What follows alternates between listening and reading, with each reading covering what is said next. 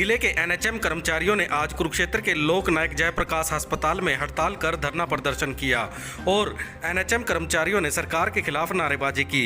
NHM कर्मचारियों ने पत्रकारों से बातचीत करते हुए कहा कि सरकार एनएचएम कर्मचारियों की मांगें नहीं मान रही है, जिसके कारणवश वह आज हड़ताल कर धरने पर जाने को मजबूर हुए हैं। उन्होंने कहा कि उनको काम करते हुए लगभग 27 वर्ष पूरे हो चुके हैं, लेकिन आज तक भी उनको पक्का नहीं किया गया। उनका कहना है कि 1 महीने पहले मुख्यमंत्री से उनकी मुलाकात हुई थी और उन्होंने अपनी मांगें उनके समक्ष रखी थी, जिन्होंने उनकी मांगें मानने का आश्वासन दिया था, लेकिन 1 महीना बीत जाने के बाद भी उनकी मांगें नहीं मानी गई। इसके विरोध स्वरूप आज पूरे जिले में एनएचएम कर्मचारियों सहित पूरे हरियाणा प्रदेश में आज हड़ताल कर धरना प्रदर्शन किया जा रहा है। उन्होंने कहा कि जब तक उनकी मांगें नहीं मानी जाएंगी तब तक यह हड़ताल जारी रहेगी। हम 1 महीने से विरोध प्रदर्शन पर ही लगे हुए हैं। सरकार ने हमारी बिल्कुल अनदेखी की हुई है। सरकार हमें अपना कर्मचारी ही नहीं मानती है।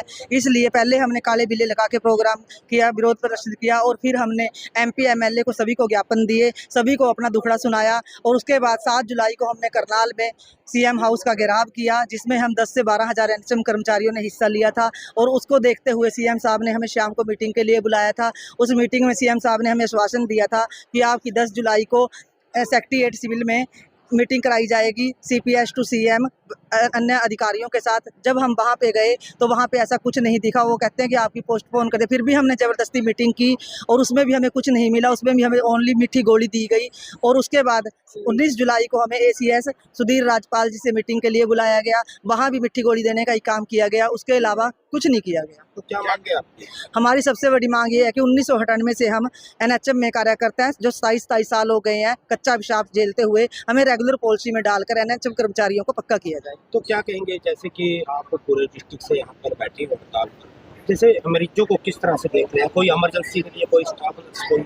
कोरोना काल में हमने बढ़ चढ़ कर हिस्सा लिया और फ्रंट लाइन में खड़े होकर सभी एनएचएम कर्मचारियों ने हिस्सा लिया, काम किया और उसकी खुशी में पीएम मोदी साहब ने ताली और चम्मच और थाली बजाने का काम किया था और खुशी में, और हमने अपने बच्चों की परवाह नहीं की थी। तो आज हम क्या उनके दुश्मन हो गए हैं सरकार के, जो हमें हमारा हक नहीं देना चाह रही है। हमारी तो सरकार से यही अपील है कि अपनी एनएचएम कर्मचारियों को पक्का करो और रेगुलर करो, उनका हक उनको। मरीजों को किस तरह से देखते हैं? मरीज आए होंगे तो वापस भी गए होंगे, तो क्या हो इमरजेंसी के लिए कोई हम नहीं चाहते कि पब्लिक का नुकसान हो। हमने 1 महीना ऐसे ही विरोध प्रदर्शन किया, इमरजेंसी हमने चालू रखी, डिलीवरी वगैरह हमने चालू रखी, पर आज हमने पूरे काम को ठप कर दिया है क्योंकि पब्लिक भी हमारी है। तो अब सरकार को ये देखना चाहिए कि पब्लिक को सेवाएं दिलानी है या कर्मचारियों से हड़ताल का रास्ता अपनाना है। आगे की क्या रणनीति?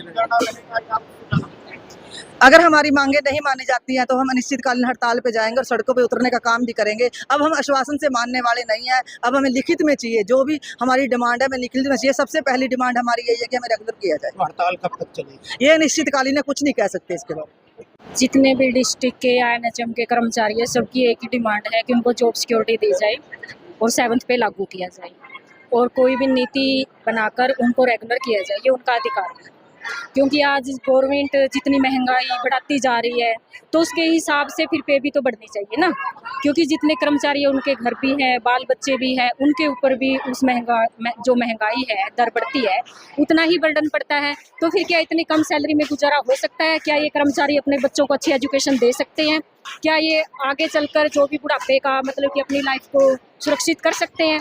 तो फिर जो ये कर्मचारी इतने सालों से जो एनएचएम के हैं सरकार को सेवाएं दे रहे हैं, तो क्या सरकार को नहीं चाहिए कि वो इनकी भी लाइफ को सुरक्षित करे और इनके बच्चों को भी जो है उनको भी मतलब कि अच्छी लाइफ जीने का अधिकार दे? जो एक रेगुलर कर्मचारी है, जितनी सेवाएं हॉस्पिटल में या अन्य किसी डिपार्टमेंट में उनके द्वारा दी जाती है वही एनएचएम का एक कर्मचारी देता है।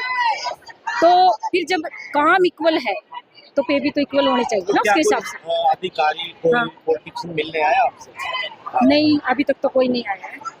बाकी बातें हुई है कई बार मिलने के लिए, जो कि एनएचएम के टीम वगैरह जो भी हमारे लीडर हैं वो बात रखने के लिए गए हैं, लेकिन हर बार जाके वहाँ पे जब वार्तालाप हो जाती है तो वो विफल हो जाती है, जिसका कोई भी मतलब कि डिसीजन निकल नहीं पाता।